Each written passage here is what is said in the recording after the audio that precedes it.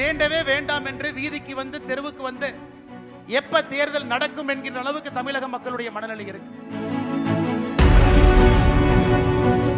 இன்னைக்கு திமுக சொல்றாங்க, நாங்க 5 ஆண்டு காலம் ஆட்சியில் இருக்கிறோம், தமிழகத்தினுடைய வளர்ச்சியை பாருங்க, 11% பாருங்க. என்ன கண்ணாம்பூச்சி வளர்ச்சிங்க அது? அந்த வளர்ச்சி இப்ப நான் சொல்றேன், நீங்க கேளுங்க. திராவிட முன்னேற்ற கழகத்தினுடைய குடும்பம் மட்டும்தான் வளர்ந்திருக்கு. அது ஒரு கட்சி என்று சொல்வதை விட அது ஒரு கம்பெனி தான் சொல்லணுங்க. இன்னைக்கு திமுக என்று சொன்னாலே அது தீய சக்தி என்று எல்லோரும் முடிவு செய்து விட்டார். அப்பப்ப நாம் செய்யக்கூடிய சிறு தவறுனால மட்டும்தான் ஆட்சிக்கு வருகின்றார்களோ தவிர அவர்கள் வேண்டுமென்று யாருமே நாம் ஆட்சிக்கு எப்பொழுதும் கூட அனுமதி கொடுத்தது கிடையாது. இந்த முறை எல்லா தரப்பட்ட மக்களுடைய கோபத்திற்கு ஆளாகி இருக்கின்றார்கள். எல்லா தரப்பட்ட மக்களுடைய கோபத்திற்கு. நமக்கு இது வேண்டவே வேண்டாம் என்று வீதிக்கு வந்து தெருவுக்கு வந்து எப்ப தேர்தல் நடக்கும் என்கின்ற அளவுக்கு தமிழக மக்களுடைய மனநிலை இருக்கு. ஒரே ஒரு உதாரணத்தை மட்டும் நான் சொல்றேன், நீங்க கேளுங்க. இன்னைக்கு திமுக சொல்றாங்க, நாங்க 5 ஆண்டு காலம் ஆட்சியில் இருக்கிறோம், தமிழகத்தினுடைய வளர்ச்சியை பாருங்க, 11% பாருங்க. என்ன கண்ணாம்பூச்சி வளர்ச்சிங்க அது? அந்த வளர்ச்சி இப்ப நான் சொல்றேன், நீங்க கேளுங்க. ஒரே ஒரு துறையை மட்டும் எடுத்துக்கலாங்க. ஒரே ஒரு துறை, மின்னணு துறை எடுத்துக்கலாம், எலக்ட்ரானிக்ஸ் துறை எடுத்துக்கலாம். திராவிட முன்னேற்ற கழகம் ஆட்சிக்கு வந்த பொழுது 2021 8,800 கோடி ரூபாய் ஏற்றுமதி இருந்துச்சு. இன்னைக்கு 1,00,000 கோடியை தாண்டி ஏற்றுமதி இருக்கு.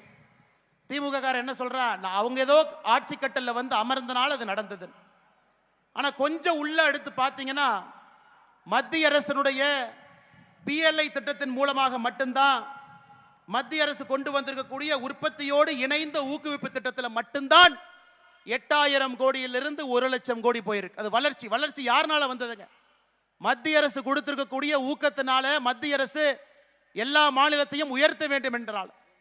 இதே நீங்க ஆட்டோமொபைல் துறை எடுத்துக்கங்க. 82 நிறுவனம் மத்திய அரசுடைய PLI பயன்படுத்தி இருக்கிறாங்க. அதில் 46 நிறுவனம் தமிழகத்துக்கு வந்திருக்கிறாங்க. அதனால் இந்த கண்ணாம்பூச்சி வளர்ச்சி என்று சொல்லக்கூடிய இந்த பொய் வளர்ச்சியை யாரும் ஏற்றுக்கொள்வதற்கு தயாராக இல்லை. திராவிட முன்னேற்ற கழகத்தினுடைய குடும்பம் மட்டும்தான் வளர்ந்திருக்கு. அது ஒரு கட்சி என்று சொல்வதை விட அது ஒரு கம்பெனி தான் சொல்லணுங்க. ஒரு கம்பெனி என்று சொன்னால் அதற்கு ஒரு MD இருப்பாங்க. ஒரு குடும்பத்திற்காக மட்டுமே, ஷேர் ஹோல்டருக்காக மட்டுமே வேலை செய்யக்கூடிய ஒரு கம்பெனி. எனக்கு திராவிட முன்னேற்ற கழக கம்பெனியினுடைய மேனேஜிங் டைரக்டராக ஸ்டாலின் அவர்கள், சீஃப் எக்ஸிகியூட்டிவ் ஆஃபீஸராக உதயநிதி ஸ்டாலின் அவர்கள், சீஃப் மார்க்கெட்டிங் ஆஃபீஸராக சபரீசன் அவர்கள், சீஃப் புரோபகண்டா ஆஃபீஸராக கனிமொழி அவர்கள், சீஃப் செக்யூரிட்டி ஆஃபீஸராக RS பாரதி அவர்கள்.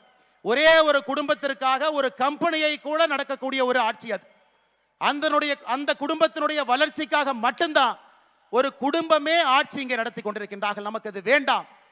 எளியவர்களுடைய ஆட்சி வேண்டும், விவசாயிகளுடைய ஆட்சி வேண்டும், சாதாரண மனிதர்கள் முதலமைச்சராக ஆட்சி கட்டலே வந்து அமர வேண்டும். தமிழகத்தினுடைய எல்லா தரப்பட்ட மக்களையும் யோசிச்சு அவங்க ஆட்சி எடுத்துட்டு போக வேண்டும் என்கின்ற ஒற்றை கருத்துல மக்கள் என்று கொண்டிருக்கின்றார்கள். அருமை சொந்தங்களே, எப்படி ஈஸ்ட் இந்தியா கம்பெனி இந்தியாவை வந்து ஆண்டு கொண்டார்களோ, ஈஸ்ட் இந்தியா கம்பெனியை பொறுத்தவரை 3 தான்: கமிஷன், கரப்ஷன், கலெக்ஷன். எனக்கு ஈஸ்ட் இந்தியா கம்பெனி இந்தியா விட்டு போகலீங்க. திராவிட முன்னேற்ற கழகம் கம்பெனியாக தமிழ்நாட்டிலே நடத்தி கொண்டிருக்கின்றார்கள். அதே கமிஷன், அதே கரப்ஷன், அதே கலெக்ஷனாக ஒரு குடும்பத்தினுடைய வளர்ச்சிக்காக மட்டுமே